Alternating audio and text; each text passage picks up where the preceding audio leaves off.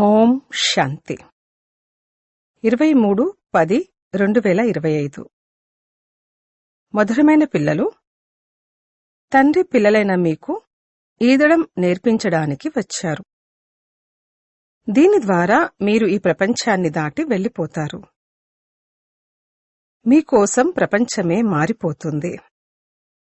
ప్రశ్న: ఎవరైతే తండ్రికి సహాయకులుగా అవుతారో వారికి ఆ సహాయానికి రిటర్న్లో ఏమి ప్రాప్తిస్తుంది? జవాబు: ఏ పిల్లలైతే ఇప్పుడు తండ్రికి సహాయకులుగా అవుతారో వారిని తండ్రి ఏ విధంగా తయారు చేస్తారంటే, వారు అర్ధకల్పం ఎవరి సహాయాన్ని కాని లేక సలహాను కాని తీసుకోవలసిన అవసరమే ఉండదు. వారు ఎంత గొప్ప తండ్రి! వారంటారు, పిల్లలు, మీరు నాకు సహాయకులుగా అవ్వకపోతే నేను స్వర్గస్థాపన ఎలా చేస్తాను? ఓం శాంతి. మధురాతి మధురమైన నెంబర్ వారు అతి మధురమైన ఆత్మిక పిల్లలకు ఆత్మిక తండ్రి అర్థం చేస్తున్నారు. ఎందుకంటే చాలామంది పిల్లలు తెలివి తక్కువైన వారిగా అయిపోయారు. రావణుడు చాలా తెలివి తక్కువైన వారిగా తయారు చేసేశాడు. ఇప్పుడు మనల్ని ఎంత తెలివైన వారిగా తయారు చేస్తున్నారు? ఎవరైనా ఐసీఎస్ పరీక్షను పాస్ అయితే చాలా పెద్ద పరీక్ష పాస్ అయ్యారని భావిస్తారు. ఇప్పుడు మీరు ఎంత పెద్ద పరీక్ష పాస్ అవుతారో చూడండి. కొంచెం ఆలోచించండి. చదివిస్తున్నవారు ఎవరు? చదువుకుంటున్నవారు ఎవరు? మేము కల్పకల్పము ప్రతి 5000 సంవత్సరాల తర్వాత తండ్రి, టీచర్, సద్గురువును మళ్లీ కలుస్తూనే ఉంటామని ఈ నిశ్చయం కూడా ఉంది. మనము ఉన్నతోన్నతమైన తండ్రి ద్వారా ఎంత ఉన్నతమైన వారసత్వాన్ని పొందుతాము అనేది కేవలం పిల్లలైన మీకు మాత్రమే తెలుసు. టీచర్ కూడా చదివించి వారసత్వాన్ని ఇస్తారు కదా. మిమ్మల్ని కూడా చదివించి మీరు కొత్త ప్రపంచంలో రాజ్యం చేసేందుకని మీకోసం ప్రపంచాన్నే పరివర్తన చేసేస్తారు. భక్తి మార్గంలో ఎంతగా మహిమను పాడుతారు. మీరు వారి ద్వారా మీ వారసత్వాన్ని పొందుతున్నారు. పాత ప్రపంచం మారుతుందని కూడా పిల్లలైన మీకు తెలుసు. మనందరము షుబాబా పిల్లలమని మీరంటారు. పాత ప్రపంచాన్ని కొత్తదిగా తయారు చేసేందుకు తండ్రికి కూడా రావాల్సి ఉంటుంది. బ్రహ్మ ద్వారా కొత్త ప్రపంచ స్థాపన అని త్రిమూర్తి చిత్రంలో కూడా చూపించారు. కావున తప్పకుండా బ్రహ్మముఖవంశావళి బ్రాహ్మణీలు కావాలి. బ్రహ్మ అయితే కొత్త ప్రపంచాన్ని స్థాపన చెయ్యరు. తండ్రి మాత్రమే రచయిత. నేను వచ్చి యుక్తిగా పాత ప్రపంచాన్ని వినాశనం చేయించి కొత్త ప్రపంచాన్ని తయారు చేస్తాను అని తండ్రి అంటారు. కొత్త ప్రపంచ నివాసులు చాలా కొద్దిమంది మాత్రమే ఉంటారు. జనసంఖ్యను తగ్గించాలని గవర్నమెంట్ ప్రయత్నిస్తూ ఉంటుంది. కాని ఇప్పుడది తగ్గదు. యుద్ధాలలో కోట్లాది మంది మనుషులు మరణిస్తారు. అయినా మనుషుల సంఖ్య తగ్గదు. జనసంఖ్య అయితే ఇంకా పెరుగుతూనే ఉంటుంది. ఇది కూడా మీకు తెలుసు. మీ బుద్ధిలో విశ్వం యొక్క ఆది మధ్యాంతాల జ్ఞానముంది. మీరు స్వయాన్ని విద్యార్థులుగా కూడా భావిస్తారు. మీరు ఈదడం కూడా నేర్చుకుంటారు. నా నావను తీరానికి చేర్చండి అని అంటారు కదా. ఈదడం నేర్చుకున్నవారు చాలా ప్రసిద్ధమవుతారు. ఇప్పుడు మీ ఈ ఈదడం ఎలా ఉందో చూడండి. పూర్తిగా పైకి వెళ్ళిపోతారు. మళ్ళీ ఇక్కడికి వస్తారు. అక్కడ వారు ఇన్ని మైళ్లు పైకి వెళ్ళినట్లుగా చూపిస్తారు. ఆత్మలైన మీరు ఎన్ని మైళ్లు పైకి వెళ్తారు? అది స్థూలమైన లెక్క. దాన్ని లెక్కబెడతారు. మీదైతే లెక్కించలేనంతగా ఉంది. ఆత్మలమైన మనము మన ఇంటికి వెళ్ళిపోతామని మీకు తెలుసు. అక్కడ సూర్యచంద్రులు మొదలైనవి ఉండవు. అది మన ఇల్లు అని మీకు సంతోషముంది. మనము అక్కడి నివాసులం. మనుషులు ముక్తిధామానికి వెళ్లడం కోసమని భక్తి చేస్తారు, పురుషార్థం చేస్తారు. కాని ఎవ్వరూ వెళ్లలేరు. ముక్తిధామంలో భగవంతుణ్ణి కలుసుకునేందుకు ప్రయత్నిస్తారు. అనేక రకాల ప్రయత్నాలు చేస్తారు. జ్యోతులమైన మేము జ్యోతిలో లీనమైపోవాలి అని కొద్దిమంది అంటారు. కొంతమంది ముక్తిధామానికి వెళ్ళాలి అని అంటారు. ముక్తిధామం గురించి ఎవ్వరికీ తెలియదు. బాబా వచ్చి ఉన్నారని, వారు మన ఇంటికి తీసుకువెళ్తారని పిల్లలైనా మీకు తెలుసు. మధురాతి మధురమైన బాబా వచ్చి ఉన్నారు. వారు మనల్ని ఇంటికి తీసుకువెళ్లేందుకు యోగ్యులుగా తయారు చేస్తున్నారు. దీనికోసం అర్ధకల్పం పురుషార్థం చేస్తున్నా కూడా యోగ్యులుగా అవ్వలేకపోయారు. ఎవ్వరూ జ్యోతిలో లీనమవ్వలేకపోయారు. ముక్తిధామానికి వెళ్లలేకపోయారు. మోక్షాన్ని పొందలేకపోయారు. ఏదైతే పురుషార్థం చేశారో అది వృధా అయ్యింది. ఇప్పుడు బ్రాహ్మణ కులభూషణులైన మీ పురుషార్థం సత్యమైనదిగా రుజువవుతుంది. ఈ ఆట ఎలా తయారై ఉంది? మిమ్మల్నిప్పుడు ఆస్తికులని అంటారు. తండ్రి గురించి మీకు బాగా తెలుసు. మరియు తండ్రి ద్వారా సృష్టి చక్రాన్ని కూడా తెలుసుకున్నారు. తండ్రి చెప్తున్నారు, ముక్తి జీవన్ముక్తుల జ్ఞానం ఎవ్వరిలోనూ లేదు, దేవతల్లో కూడా లేదు. తండ్రి గురించి ఎవ్వరికీ తెలియనప్పుడు ఇక ఎవరినైనా ఎలా తీసుకువెళ్తారు? ఎంతమంది గురువులు ఉన్నారు? ఎంతమంది వారికి ఫాలోవర్స్గా అవుతారు? సత్యాతి సత్యమైన సద్గురు శివబాబా. వారికైతే పాదాలు లేవు, నాకు చరణాలు లేవు, నేను నాకు ఎలా పూజలు చేయించుకోగలను అని అంటారు. పిల్లలు విశ్వానికి యజమానులుగా అవుతారు. వారి చేత పూజ చేయించుకుంటానా? భక్తి మార్గములో పిల్లలు తండ్రి పాదాలకు నమస్కరిస్తారు. వాస్తవానికి తండ్రి ఆస్తికి యజమానులు పిల్లలే, కాని నమ్రతతో అలా చేస్తారు. చిన్నపిల్లలు మొదలైన వారందరూ వెళ్లి పాదాలకు నమస్కరిస్తారు. ఇక్కడ తండ్రి అంటారు, పాదాలపై పడడం నుండి కూడా మిమ్మల్ని విడిపిస్తాను. వారు ఎంత గొప్ప తండ్రి! వారంటారు, పిల్లలైన మీరు నాకు సహాయకులు. మీరు సహాయకులుగా అవ్వకపోతే నేను స్వర్గస్థాపన ఎలా చేస్తాను?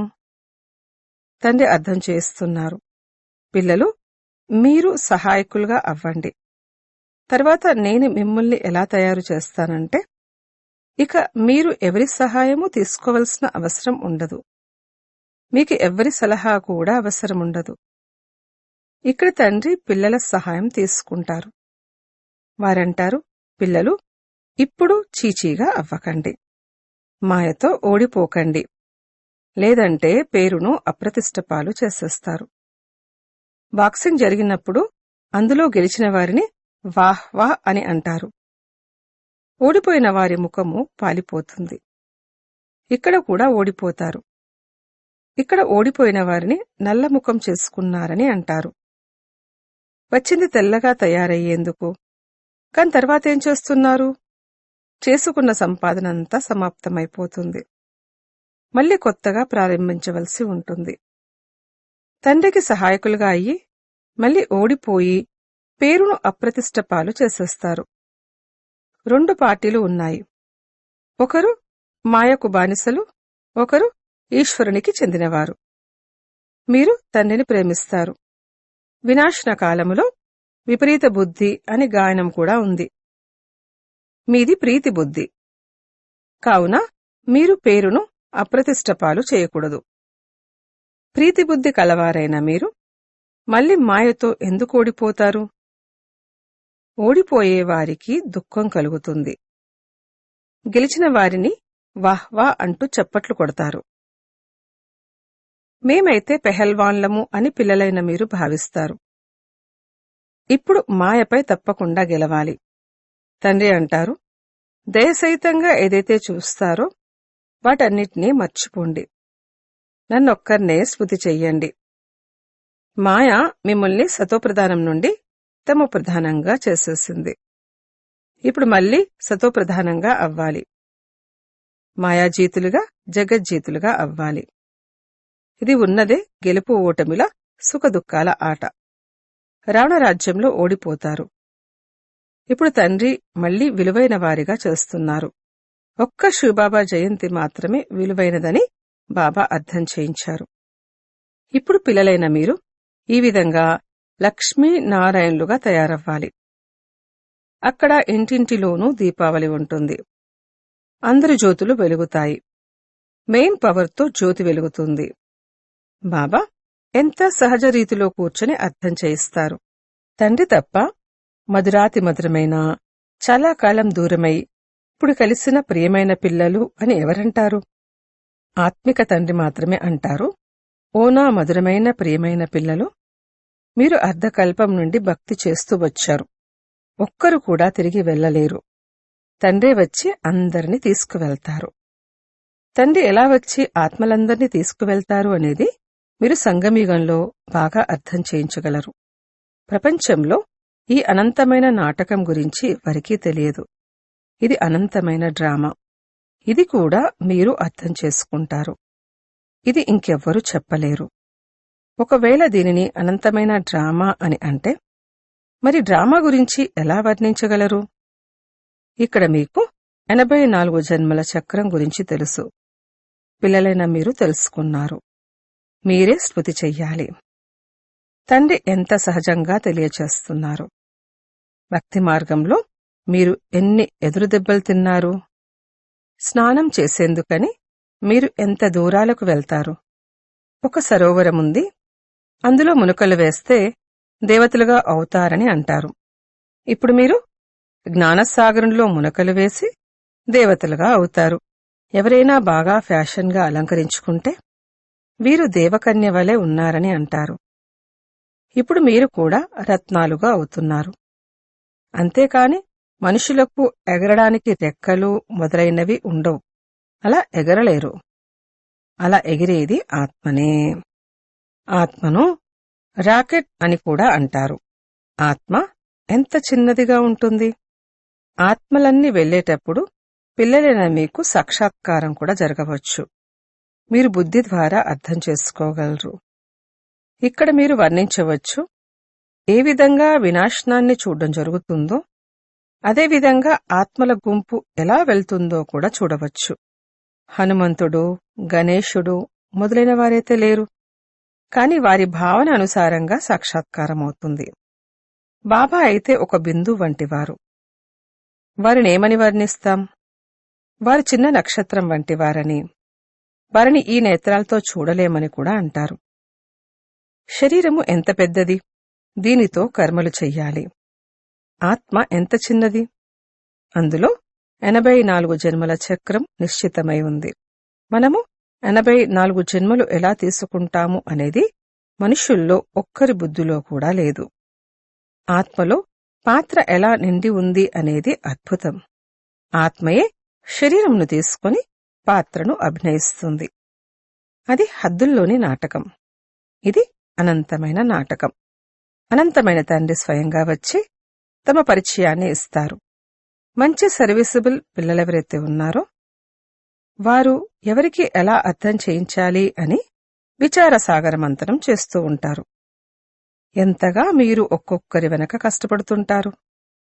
అయినా సరే బాబా మాకు అర్థం కావటం లేదు అని అంటారు. ఎవరైనా చదవకపోతే వీరు రాతి బుద్ధి కలవారు అని అంటారు. ఇక్కడ కొంతమంది 7 రోజుల్లోనే చాలా సంతోషంగా బాబా వద్దకు వెళ్తాము అని అనడం కూడా మీరు చూస్తుంటారు. కొంతమందైతే ఏమీ అర్థం చేసుకోరు. మనుషులైతే రాతి బుద్ధి, పారస్ బుద్ధి అని కేవలం అంటూ ఉంటారు, కాని అర్థం తెలియదు. ఆత్మ పవిత్రంగా అయినప్పుడు పారసనాథునిగా అవుతుంది. పారస్నాథ్ మందిరం కూడా ఉంది. మందిరమంతా బంగారంతో తయారు చేయబడి ఉండదు, కాని పైన కొద్దిగా బంగారంను పూస్తారు. మనకు తోట యజమాని లభించారని, వారు ముళ్ళ నుండి పుష్పాలుగా అయ్యే యుక్తిని తెలియచేస్తున్నారని పిల్లలైన మీకు తెలుసు. అల్లా యొక్క పుష్పాల తోట అని గానం కూడా ఉంది కదా. ప్రారంభంలో మీ వద్ద ఒక ముస్లిం ధ్యానంలోకి వెళ్లేవారు. అతను ఖుదా నాకు పుష్పాలు ఇచ్చారు అని చెప్పేవారు. నిలబడే ఉన్నట్లుండి పడిపోయేవారు. అతను ఖుదా యొక్క పుష్పాల తోటను చూసేవారు. ఇప్పుడు ఖుదా యొక్క పుష్పాల తోటనైతే స్వయంగా ఖుదాయే చూపిస్తారు. ఇతరులెవరైనా ఎలా చూపించగలరు? మీకు వైకుంఠాన్ని సాక్షాత్కారం చేయిస్తారు. మిమ్మల్ని ఖుదాయే అక్కడికి తీసుకువెళ్తారు. కాని వారు స్వయం అక్కడ ఉండరు. ఖుదా శాంతిధామంలో ఉంటారు. వారు మిమ్మల్ని వైకుంఠానికి యజమానులుగా చేస్తారు. ఎంత మంచి మంచి విషయాలను అర్థం మీరు చేసుకుంటారు. సంతోషం కలుగుతుంది. ఇప్పుడు మేము సుఖధామంలోకి వెళ్తాము అని లోపల చాలా సంతోషముండాలి. అక్కడ దుఃఖం యొక్క విషయాలేవీ ఉండవు. తండ్రి అంటారు, సుఖధామాన్ని, శాంతిధామాన్ని స్మృతి చెయ్యండి. ఇంటిని ఎందుకు స్మృతి చెయ్యరు? ఆత్మ ఇంటికి వెళ్లడానికి ఎంత కష్టపడుతుంది. జపతపాదులు మొదలైన శ్రమ చాలా చేస్తారు. కాని ఎవ్వరూ వెళ్ళలేకపోతారు. వృక్షం నుండి ఆత్మలు నెంబరువారుగా వస్తూ ఉంటారు. మళ్లీ మధ్యలో ఎలా వెళ్తారు? తండ్రి ఇక్కడే ఉన్నప్పుడు ఆత్మలు ఎలా వెళ్తారు? శాంతిధామము మరియు సుఖధామాన్ని స్మృతి చేయమని పిల్లలైన మీకు రోజు అర్థం చేస్తూ ఉంటారు. తండ్రిని మర్చిపోయిన కారణంగానే దుఃఖితులుగా అవుతారు. మాయతో దెబ్బలు తింటారు. ఇప్పుడు కొంచెం కూడా దెబ్బలు తినకూడదు. మూలము దేహాభిమానము. ఓ పతితపావన రండి అని ఇప్పటి వరకు ఏ తండ్రినైతే మీరు స్మృతి చేస్తూ ఉండేవారో ఆ తండ్రి ద్వారా మీరు చదువుకుంటున్నారు. వారు మీకు విధేయత గల సేవకుడు మరియు టీచర్ కూడా. తండ్రి కూడా విధేయత గల సేవకుడు. గొప్పవారు ఎప్పుడూ విధేయత గల సేవకుడు అని సంతకం చేస్తారు. తండ్రి అంటారు, పిల్లలైన మీకు నేను కూర్చుని ఎలా అర్థం చేస్తున్నానో చూడండి. సుపుత్రులైన పిల్లలపైనే తండ్రికి ప్రేమ ఉంటుంది. కుపుత్రులెవరైతే ఉంటారో, అనగా ఎవరైతే తండ్రికి చెందినవారిగా అయ్యి మళ్ళీ ద్రోహులుగా అయిపోతారో, వికారాల్లోకి వెళ్తారో, అటువంటి పిల్లలు జన్మించకుండా ఉంటేనే బాగుంటుంది అని తండ్రి అంటారు. ఒక్కరి కారణంగా ఎంతగా పేరు అప్రతిష్ట పాలవుతుంది. ఎంతమందికి కష్టమవుతుంది. ఇక్కడ మీరు ఎంత ఉన్నతమైన పని చేస్తున్నారు. మీరు విశ్వాన్ని ఉద్ధరిస్తున్నారు. కాని మీకు 3 అడుగుల నేల కూడా లభించదు. పిల్లలైన మీరు ఎవ్వరినీ ఇల్లు వాకిల నుండి విడిపించరు. మీరిది రాజులకి కూడా ఇలా చెప్తారు. మీరు పూజ్యులుగా, డబల్ కిరీటదారులుగా ఉండేవారు. ఇప్పుడు పూజారులుగా అయ్యారు. ఇప్పుడు తండ్రి మళ్లీ పూజ్యులుగా తయారు చేస్తున్నారు. కావున అలా తయారవ్వాలి కదా. ఇంకా కొద్దిగా ఆలస్యముంది. మనం ఇక్కడ ఎవరి నుండైనా లక్షలు తీసుకుని ఏం చేస్తాం? పేదవారికి రాజ్యం లభించేదే ఉంది.